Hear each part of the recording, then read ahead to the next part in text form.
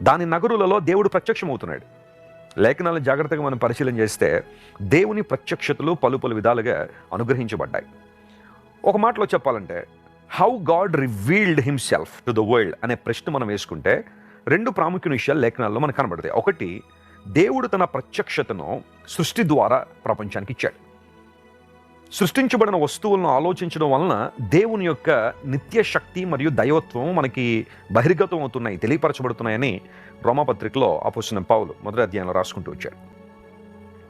సృష్టిని పూజించడం ద్వారా కాదు, సృష్టిని ఆలోచించడం వలన సూర్యచంద్రులు, నక్షత్రాదులు, ఈ భూమి మీద ప్రాకుతున్న చిన్న చిన్న పురుగుల దగ్గర నుండి సంచరించే జంతువులు, అన్నిటికన్నా ప్రాముఖ్యంగా మానవుడు ఎక్కడి నుండి వచ్చాడు, ఎవరు కలుగు చేశారు అన్న ప్రశ్న వేసుకుంటే ఆ ప్రశ్నకు సమాధానం ఖచ్చితంగా దేవుని దగ్గరికి మనల్ని తీసుకొస్తుంది. దేవుడు తన నిత్య శక్తిని బయలుపరిచాడని, God's eternal power and divinity were manifested, ప్రత్యక్షపరచబడ్డాయి.